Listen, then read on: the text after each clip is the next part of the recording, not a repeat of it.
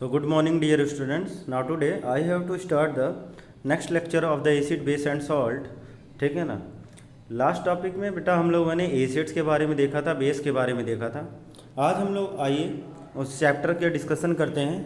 First topic में first part में हम लोगों ने केवल इंट्रोडक्शन पे बात की थी। ठीक है, एसिड क्या होता है, बेस क्या होता है बेटा, है ना। तो इन सब चीज़ों के बारे में बात किया था। आइए आज हम लोग को आपके मेन चैप्टर्स की ओर प्रोसीड करना है। तो चलो आप देखते हैं। तो यहाँ पास ये देखो, सबसे पहले हम लोग जान लेते हैं कि जो कुछ कॉमन एसिड्स हैं जो आपके ह्यूमन बॉडी में पाए जाते हैं, ठीक है, आपके ह्यूमन बिहेवियर में पाए जाते हैं, लिविंग बींग्स में पाए जाते हैं। तो जैसे कुछ कॉमन एसिड्स हैं, एसिटिक एसिड। एसिटिक एसिड का फॉर्मूला होता है CH3COOH। विनेगर में पाया जाता है। विनेगर मतलब बेटा सिरका, ठीक है, जो हम लोग अचार पिकल्स वगैरह में इस्तेमाल करते हैं। आपका एस्टाइल सैलिसिलिक एसिड ये कहाँ पाया जाता है? एस्पिरिन। एस्पिरिन बेटा एक दवा होती है। ये सारे केमिकल फॉर्मूले लिखे हैं और वो नाम है और ये कहाँ पाया जाता है वो लिखा हुआ है, ठीक है।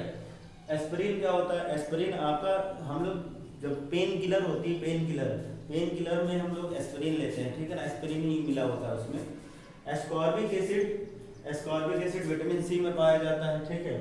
कार्बोनिक एसिड सॉफ्ट ड्रिंक में, ठीक है। सॉफ्ट ड्रिंक यानी जो आप कोल्ड ड्रिंक वगैरह पीते हो वहाँ पास क्या पाया जाता है? कार्बोनिक एसिड होता है। साइट्रिक एसिड आपका साइट्रस फ्रूट में पाया जाता है, जैसे आपका नींबू हो गया, जैसे आपका ऑरेंज हो गया, वहाँ पास क्या पाया जाता है? खट्टा, ठीक है। साइट्रस फ्रूट में पाया जाता है साइट्रिक एसिड। हाइड्रोक्लोरिक एसिड आपका स्टमक में पाया जाता है, ठीक है।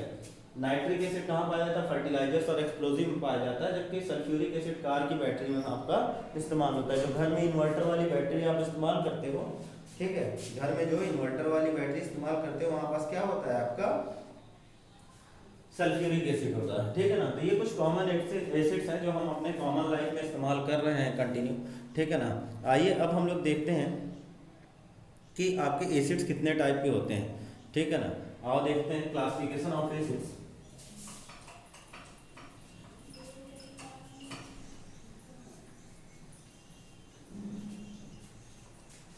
चलो बेटा देखते हैं हम लोग क्या चीज क्लासिफिकेशन ऑफ एसिड। तो देखो अगर हम लोग क्लासिफिकेशन ऑफ एसिड की बात करें, क्लासिफिकेशन ऑफ एसिड्स की, तो एसिड्स आपके तीन पार्ट में डिवाइड हो जाते हैं। एक आपका कहलाता है based on origin, based on origin, ठीक है। दूसरा कहलाता है based on strength, based on strength, ठीक है। और एक होता है based on concentration, based on concentration. Based on origin ये दो टाइप का डिवाइड हो जाता है। एक कहलाता है ऑर्गेनिक एसिड और एक कहलाता है मिनरल एसिड। ऑर्गेनिक एसिड और दूसरा कहलाता है क्या चीज बेटा? Mineral acid. जबकि बेस्ड ऑन स्ट्रेंथ की बात करेंगे तब भी ये दो टाइप में डिवाइड हो जाता है। एक कहलाता है स्ट्रॉन्ग एसिड, एक कहलाता है वीक एसिड, ठीक। और बेस्ड ऑन कंसंट्रेशन भी ये दो पार्ट में डिवाइड हो जाता है। एक कहलाता है आपका कंसंट्रेटेड एसिड और दूसरा कहलाता है आपका क्या चीज? डाइल्यूट एसिड, ठीक है। तो इस तरह से हमारे पास क्लासिफिकेशन ऑफ एसिड आपके तीन पार्ट में कौन कौन सा? Based on origin, based on strength और based on concentration. Based on origin बेटा कितने पार्ट में डिवाइड हो गए? दो पार्ट में, एक ऑर्गेनिक एसिड और एक आपका मिनरल एसिड, ठीक है। बेस्ड ऑन स्ट्रेंथ आपका स्ट्रॉन्ग एसिड और वीक एसिड, और बेस्ड ऑन कंसंट्रेशन आपका डाइल्यूट और कंसंट्रेटेड एसिड, ठीक है ना। आइए हम लोग शुरुआत करते हैं किससे? बेस्ड ऑन ओरिजिन पर। तो बेस्ड ऑन ओरिजिन हम लोग देख रहे हैं क्या चीज? आपका दो टाइप में डिवाइड हो जाता है। तो आओ देख लेते हैं, शुरुआत करते हैं, ठीक है, बेस्ड ऑन ओरिजिन से, ठीक है। बहुत डिटेल में पढ़ने वाले एसिड बेस एंड सॉल्ट, बहुत अच्छा चैप्टर है, ठीक है। तो कोई टॉपिक हम लोग छोड़ेंगे नहीं जो 30% सिलेबस खत्म हुआ, ठीक है। तो आइए हम लोग देखते हैं क्या चीज बेटा? Based on origin.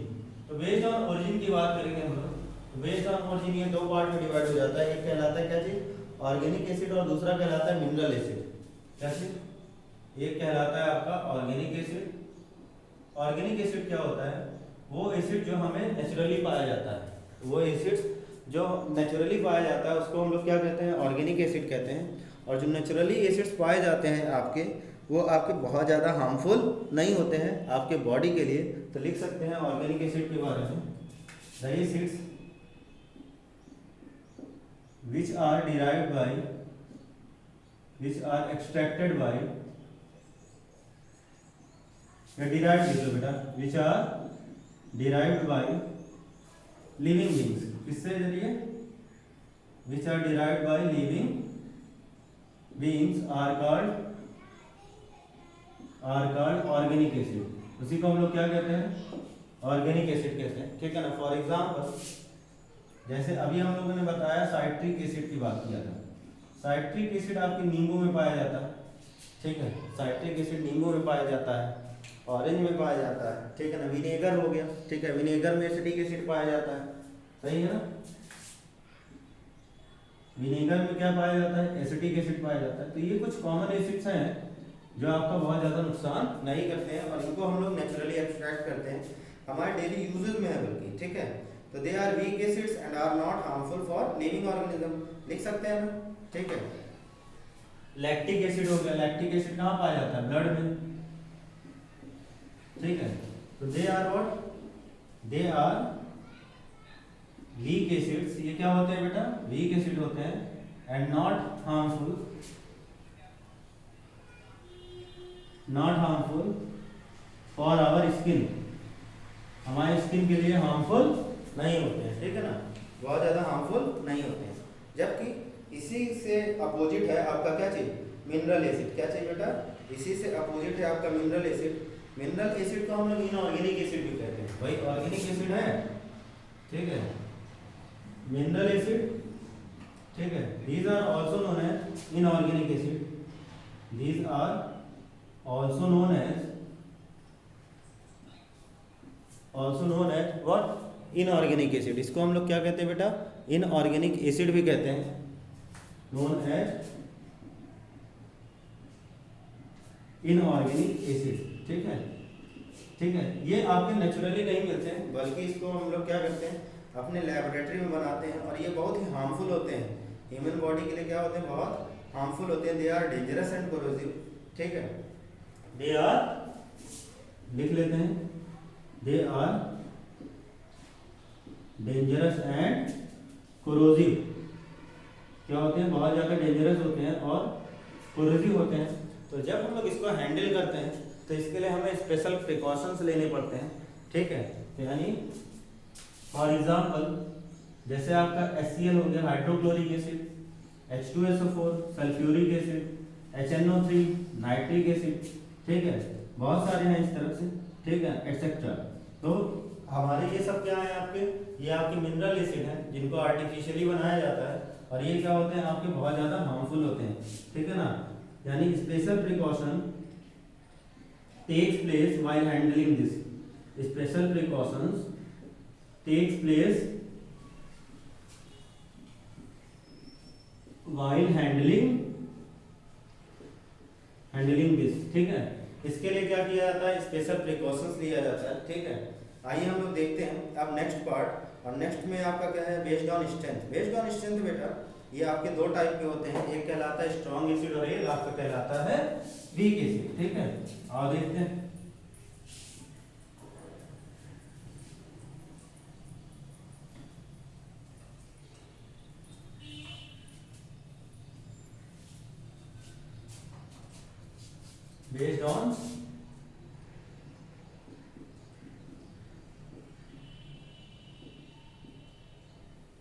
Based on strength, ये दो टाइप का होता है, एक कहलाता है आपका स्ट्रॉन्ग एसिड और एक कहलाता है वीक एसिड। कैसे,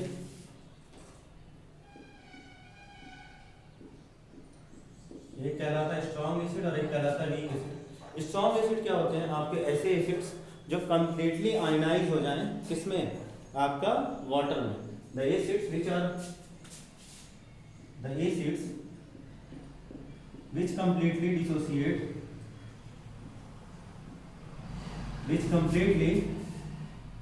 dissociate their ions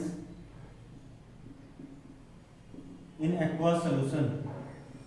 ऐसे एसिड्स जो अपने आयंस को कंप्लीटली क्या कर दें, डिसोसिएट कर दें एक्वा सॉल्यूशन में, उसको हम लोग क्या कहते हैं, स्ट्रॉन्ग एसिड। फॉर एग्जांपल आपका H2SO4, जितने स्ट्रॉन्ग एसिड है HCl हो गया, ठीक है। जितने मिनरल एसिड थे वो मिनरल एसिड आपके किस में आते हैं, स्ट्रॉन्ग एसिड में। क्यों?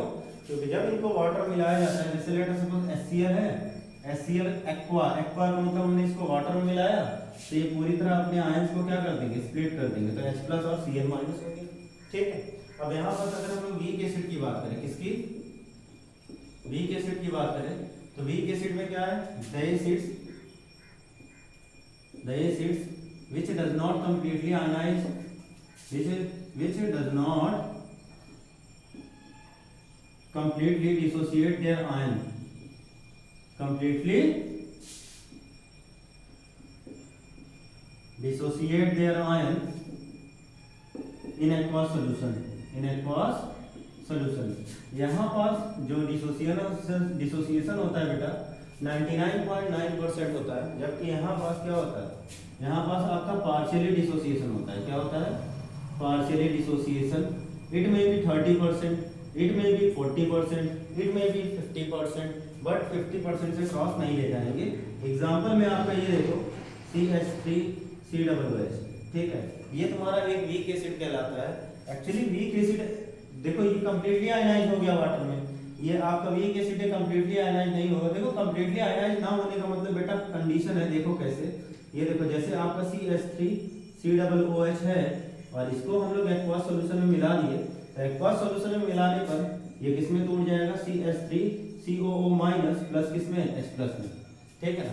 लेकिन जैसे ही अपने आयंस को स्प्लिट करना शुरू करेगा, कुछ देर बाद यही आयंस जो आपके प्रोडक्ट में बने हैं ये आपस में फिर से जुड़ना शुरू कर देंगे, और जुड़कर क्या आ जाते हैं, जुड़कर ये फिर से हमें रिएक्टेंट देने लगते हैं।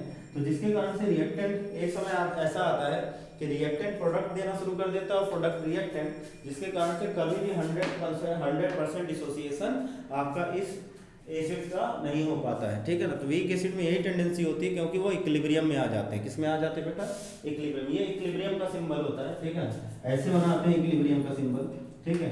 तो एक्चुअली कंप्लीटली डिसोसिएशन कहने का मतलब कि यहाँ पास देखो एक सिंगल एरो मतलब पूरी तरह डिसोसिएट हो जाना, इसका मतलब इसके आयंस आपस में मिलकर फिर से रिएक्टेंट नहीं देते हैं, जबकि यहाँ पास इसके आयंस स्प्लिट हुए और स्प्लिट होने के बाद कंबाइन होकर फिर से ये क्या दे दिए, रिएक्टेंट दे दिए, जिसकी वजह से इसका 100% डिसोसिएशन नहीं हो पाता है, ठीक है।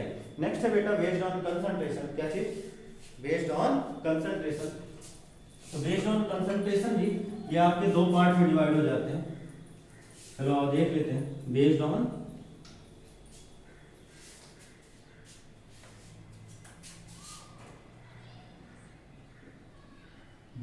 कंसंट्रेशन, क्या चीज बेटा, बेस्ड ऑन कंसंट्रेशन। अगर बेस्ड ऑन कंसंट्रेशन की बात करें तो बेस्ड ऑन कंसंट्रेशन के कितने हैं, दो पार्ट में डिवाइड हो जाते हैं। एक कहलाता है कंसंट्रेटेड एसिड, एक कहलाता है कंसंट्रेटेड एसिड, और एक कहलाता है आपका dilute acid.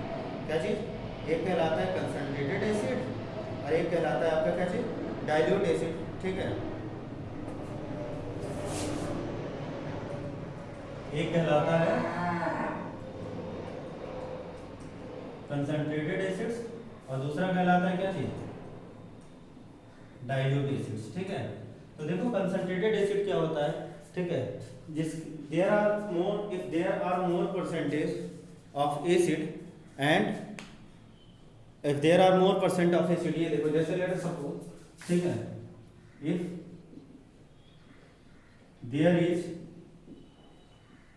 more concentration, if there is more concentration of H plus ion in aqueous solution, in aqueous solution, अगर बहुत ज्यादा कंसंट्रेशन होगा H plus ion का कहाँ पर, aqueous solution में, तो आपका क्या होगा, कंसंट्रेटेड एसिड होगा। देखो कंसंट्रेटेड एसिड हम लोग कैसे बनाते हैं, जो हम लोग मार्केट से ले आए, तो मार्केट से ले आने में लेट अस सपोज हम लोगों ने 10% वाटर लिया, ठीक है ना, और यहाँ पास 90% एसिड मिला दिया। 90% क्या मिला है, एसिड। कौन सा एसिड, स्ट्रॉन्ग एसिड, ठीक है। स्ट्रॉन्ग मिला दो, वीक मिला दो, कोई दिक्कत नहीं है, ठीक है। तो यहाँ पास जो आपका एसिड बनकर आएगा, ठीक है, इन दोनों का जो मिक्सचर, जो सोल्यूशन आएगा, वो सोल्यूशन क्या होगा आपका, कंसंट्रेटेड एसिड का सोल्यूशन होगा। किसका, कंसंट्रेटेड एसिड का सोल्यूशन होगा। जबकि डाइल्यूट एसिड की बात करें, if there is if there is less concentration of H plus ion in aqueous solution, let us suppose यही जो यहाँ पास एसिड लिया था, वो चाहे वीक ले लो चाहे आप स्ट्रॉन्ग एसिड ले लो, इसको हमने क्या किया, इसको हमें डाइल्यूट करना है। तो डाइल्यूट करने का मतलब आपकी बार यहाँ पास 90% हमने वाटर ले लिया और एसिड कितना लिया, केवल 10% ही लिया। तो यहाँ पास जो सोल्यूशन बन के आएगा वो सोल्यूशन कैसा होगा बेटा, डाइल्यूट एसिड का होगा, ठीक है। तो अगर पानी ज़्यादा है एसिड कम तो वो डाइल्यूट एसिड, और एसिड ज़्यादा है और पानी कम, तो वो क्या है आपका बेटा, आपका कंसंट्रेटेड एसिड है, ठीक है। समझ में आया होगा, ठीक है ना। नेक्स्ट देखो, अब types of acid on the basis of state, ये सॉलिड में भी पाए जाते हैं, ये लिक्विड में भी पाए जाते हैं, और ये आपका गैस में भी पाए जाते हैं, ठीक है। तीनों स्टेट में पाए जाते हैं, ठीक है, ध्यान रखिएगा, ठीक है। तो हमने कहा, ठीक है, अभी तक आप लोगों ने नहीं सुना होगा कि आपका ये सॉलिड और गैस में भी पाया जाता है ना बेटा, ये तीनों स्टेट में पाया जाता है, सॉलिड में भी पाया जाता है, लिक्विड में भी पाया जाता है और गैसेस स्टेट में भी पाया जाता है, ठीक है। तो आप देख लेते हैं बेस्ड ऑन स्टेट।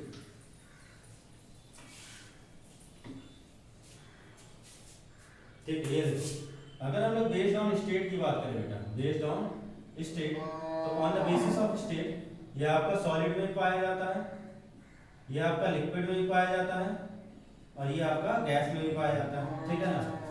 सॉलिड में भी पाया जाता है, लिक्विड में भी पाया जाता है और गैस में भी पाया जाता है। जबकि अगर हम लोग बात करेंगे सॉलिड में, तो कुछ एग्जांपल देख लेते हैं। HiO3, ठीक है, HiO3 that is what, iodic acid, sulphanilic acid, ठीक है। ये देखो, ये रहा आपका क्या चीज, सल्फेनिलिक एसिड। ये एसिड्स ऐसे हैं जो किस फॉर्म में पाए जाते हैं, सॉलिड फॉर्म में पाए जाते हैं। जबकि लिक्विड स्टेट की बात करेंगे तो नॉर्मल आप लैब में देखे ही होंगे, जो आपके लिक्विड फॉर्म में होंगे, HCl हो गया, H2SO4 हो गया, HNO3 हो गया, ये सब क्या है आपके लिक्विड स्टेट वाले आपके एसिड्स हैं। जबकि अगर हम लोग गैस की बात करें तो गैसेस स्टेट में आपका कार्बन डाइऑक्साइड आपका क्या कहलाता है, एसिड ही कहलाता है, ठीक है ना। और आपका H2S गैस, ठीक है ना, H2S गैस मतलब हाइड्रोजन सल्फाइड, ठीक है। ये सब क्या है आपके गैसेस स्टेट वाले आपके एसिड्स हैं, ठीक है। अब देखो और एक चीज ध्यान रखना, ठीक है, अगर हम लोग हाइड्रोक्लोरिक एसिड की बात करते हैं तो बेटा हाइड्रोजन क्लोराइड और हाइड्रोक्लोरिक एसिड में अंतर होता है, ध्यान रखिएगा। हाइड्रोजन क्लोराइड और हाइड्रोक्लोरिक एसिड में आपका क्या होता है, अंतर होता है। तो आओ देख लेते हैं, यहाँ पास नोट करके पॉइंट लिख लेना, नोट करके ये पॉइंट है, देखो हम लोग HCl लिखते हैं बेटा, HCl, ठीक है ना। HCl को हम लोग हाइड्रोजन क्लोराइड भी पढ़ते हैं और HCl को हम लोग हाइड्रोक्लोरिक एसिड भी पढ़ते हैं। किस कंडीशन में HCl को हाइड्रोजन क्लोराइड पढ़ा जाता है, किस कंडीशन में HCl को हाइड्रोक्लोरिक एसिड पढ़ा जाता है, आइए वो देखते हैं। अगर देखो HCl ऐसे सिंपली लिखा हुआ है, ठीक है ना, तो इसको हम लोग हाइड्रोजन क्लोराइड पढ़ते हैं। क्या पढ़ते हैं, हाइड्रोजन क्लोराइड पढ़ते हैं। Actually hydrogen chloride is a gas, क्या है ये, एक गैस, ठीक है। जबकि अगर इसी HCl को हम लोग इसी हाइड्रोजन क्लोराइड गैस को अगर हम लोग एक्वस सॉल्यूशन में पास करा दें, यानी वाटर में पास करा दें, तो ये क्या होता है आपका H+ आयन देता है और क्या देता है आपका Cl-, ठीक है, क्या देता है H+ आयन और आपका Cl-। तो जैसे ही हम लोग इस हाइड्रोजन क्लोराइड गैस को हम लोग वाटर में मिलाते हैं तो ये H+ आयन स्प्लिट कर देता है, और ऐसे केस में इसी HCl को हम लोग क्या कह रहे होते हैं, हाइड्रोक्लोरिक एसिड कह रहे होते हैं। क्या कह रहे होते हैं, हाइड्रोक्लोरिक एसिड, ठीक है ना। यानी हम लोग बोल सकते हैं, ठीक है, कि अगर सिंपल HCl है तो वो क्या है, हाइड्रोजन क्लोराइड गैस हम लोग बोलते हैं उसको, और इसी HCl को अगर हम लोग वाटर में पास करा दें तो वाटर में पास कराने पर आपका वही जो HCl हाइड्रोजन क्लोराइड है वो क्या कहलाने लगता है, आपका एसिड कहलाने लगता है बेटा, ठीक है, हाइड्रोक्लोरिक एसिड, ठीक है। अब आइए हम लोग बढ़ते हैं, ये तो हमने एसिड्स के बारे में जानकारी ली, ठीक है ना। अब हम लोग बेस के बारे में हम लोग पढ़ते हैं, ठीक है, आप देख लेते हैं, ठीक है। तो देखो मैंने तो फिलहाल बेस के बारे में बताया था, तुम्हें लेवाइस का कॉन्सेप्ट बताया था, लोन पेयर का कॉन्सेप्ट बताया था, ठीक है। आप देख लेते हैं अब आपका बेस के बारे में। तो नेक्स्ट जो आपका जो टॉपिक है वो क्या है आपका, व्हाट इज बेस, क्या चीज, व्हाट इज बेस, जो अभी तक ओल्ड डेफिनेशन तुमने पढ़ी थी, जो अभी तक ओल्ड डेफिनेशन पढ़ी थी, उस ओल्ड डेफिनेशन में तुमने पढ़ा था a solution that has an excess of OH minus ion, ऐसे सॉल्यूशन, ठीक है, जो क्या होते हैं आपके जो आपके एक्सेस OH माइनस आयन रखते हैं, उसको हम लोग क्या कहते हैं, आपके बेस कहते हैं, ठीक है ना। तो यानी हम लोग ओल्ड डेफिनेशन की बात करें, the solution which has excess of OH minus ion, ठीक है ना, ऐसे सॉल्यूशन जिसके पास एक्सेस में क्या होते हैं OH, जिसके पास एक्सेस में आपके OH माइनस आयन होते हैं, उसको हम लोग क्या कहते हैं, आपके बेस कहते हैं, ठीक है। ये हम लोगों ने किस में पढ़ी थी, ओल्ड डेफिनेशन में पढ़ी थी बेटा, किसमें, ओल्ड डेफिनेशन में पढ़ी थी। अब देखो अगर हम लोग यहाँ बात करेंगे, ठीक है, न्यू डेफिनेशन की, ब्रॉन्स्टेड और लाउरी का जो कॉन्सेप्ट था, हमने कहा था कि तुम्हारे सिलेबस में केवल ब्रॉन्स्टेड और लाउरी तक ही है, ठीक है, लेवाइस का एसिड बेस कॉन्सेप्ट नहीं है, लेकिन फिर भी मैंने एसिड बेस के कॉन्सेप्ट लेवाइस का मैंने डिस्कस कर दिया था तुमसे, ठीक है। तो यहाँ पास द सॉल्यूशन, ठीक है ना, या the chemical substance that accept H plus ion, क्या चीज, एसिड के बारे में क्या था, the chemical substance that donates H plus ion are called acid, और बेस की अगर हम लोग बात करेंगे, the chemical substance that what accept H plus ion, just उल्टा, द सब्सटेंस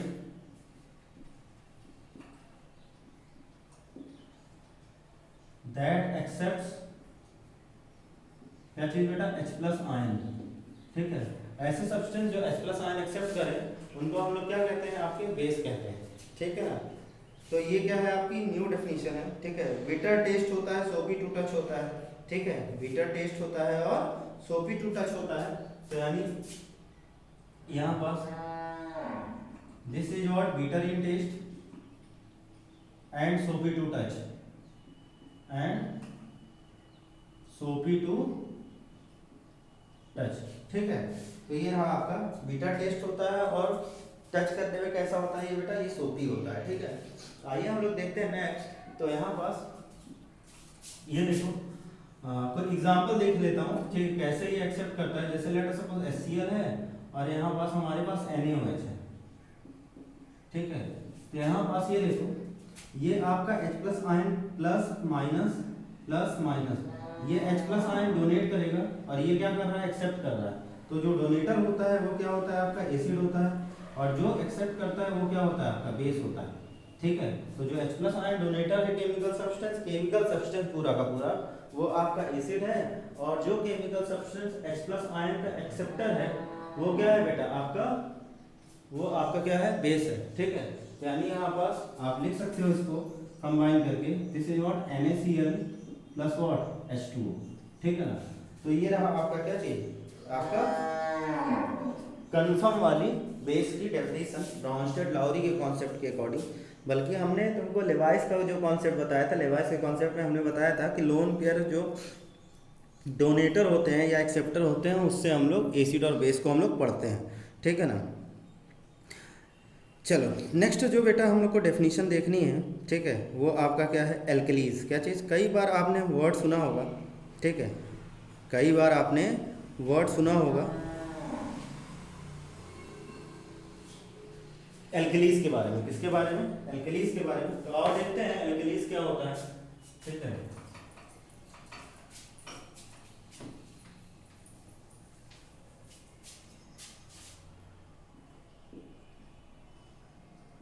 एल्कलीज, देखो एल्कलीज के बारे में जानेंगे। तो ऐसे बेस जो वाटर सॉल्युबल होते हैं उनको हम लोग क्या कहते हैं, एल्कलीज कहते हैं। तो यानी हम लोग लिख सकते हैं यहाँ पास water soluble bases, water soluble bases are called alkalis. जितने भी आपके वाटर सॉल्युबल बेसिस होते हैं उनको हम लोग क्या कहते हैं, एल्कलीज कहते हैं। जैसे NaOH को कोई भी बेस, सिंपल सी बात, कोई भी बेस अगर पानी मिला दो तो वो क्या कहलाने लगता है, एल्कली कहलाने लगता है। NaOH लिया, पानी मिला दिया, एल्कली कहलाने लगा। नहीं, जब तक पानी में नहीं मिलाए हैं तब उसको हम लोग क्या कहते हैं, बेस ही कहते हैं। तो कोई बेस होगा उसको हम लोग अगर वाटर में डिजोल्व कर देंगे तो वो क्या कहलाने लगेगा, आपका एल्कलीज कहलाने लगेगा, ठीक है। और देखो आपने पढ़ा होगा NH3 के बारे में। किसके बारे में बेटा? NH3 के बारे में। Example NH3। NH3 क्या है? एमोनिया। क्या है बेटा? एमोनिया। इसीलिए मैंने तुम्हें लेवाइस का concept of acid and base बता दिया था ताकि तुम्हें कंफ्यूजन ना हो। एमोनिया एक बेस है। क्या है एमोनिया? NH3। NH3 क्या है? Ammonia is a base. Is a base. Ammonia क्या है? एक बेस है। और अगर हम बेस की बात करेंगे तो यहाँ पास बेस जैसी कोई प्रॉपर्टी नहीं। देखो बेस जैसी कोई प्रॉपर्टी है क्या? ठीक है ना, जाहिर सी बात है ये H+ आयन एक्सेप्ट नहीं कर सकता। ठीक है, ये केवल H+ आयन डोनेट कर सकता है। तो according to definition of Bronsted Lowry NH3 क्या होना चाहिए? एसिड होना चाहिए। लेकिन फिर भी ये क्या है बेटा? बेस है। क्या है? बेस है। ठीक है, तो अगर हम लोग बात करेंगे एमोनिया की, ठीक है, किसकी बेटा? एमोनिया की, तो ये देखो यहाँ पास NH3 है।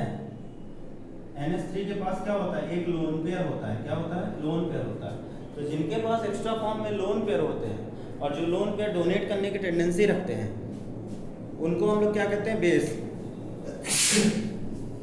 ठीक है, जिनके पास लोन पेयर होता है एक्स्ट्रा, ठीक है, जिनके पास एक्स्ट्रा लोन पेयर होता है और उस लोन पेयर को डोनेट करने की टेंडेंसी रखते हैं वो कहलाते हैं आपके बेस। और जो लोन पेयर एक्सेप्टर होते हैं वो क्या कहलाते हैं? एसिड। लोन पेयर के बारे में हमने कहा था जो एक्स्ट्रा इलेक्ट्रॉन के पेयर बच जाते हैं बॉन्डिंग के बाद, उसी को हम लोग क्या कहते हैं? लोन पेयर कहते हैं। लास्ट लेक्चर में हमने इसको डिस्कस किया था। तो ये देखो ये क्या है आपका? ये एक बेस है। क्यों? क्योंकि इसके पास एक लोन पेयर है। अगर इसका रिएक्शन करा दूं तो NH3 + HCl ये क्या बना लेगा आपका? NH4Cl। क्या चीज बेटा? NH4Cl। ठीक है, ये आपका क्या है? ये एमोनिया का कॉन्सेप्ट है। ठीक है, तो लेवाइस का कॉन्सेप्ट बेटा आपके आगे की क्लास में है। ठीक है ना, तो बहुत ज़्यादा हमें चिंतित नहीं होना है। बस मैंने तुम्हारे कॉन्सेप्ट के लिए तुमको मैंने बता दिया। ठीक है, अब हम लोग बेस काहे पढ़ते हैं बेटा? बेस हमारे बॉडी में बहुत ज़्यादा ज़रूरी होता है। ठीक है ना, आइए हम लोग कुछ कॉमन बेसिस के बारे में रिएक्शन की ओर बढ़ेंगे। ठीक है, तो आओ हम लोग देखते हैं बेटा कुछ कॉमन बेसिस के बारे में, जैसे हम लोगों ने कॉमन एसिड्स के बारे में देखा था।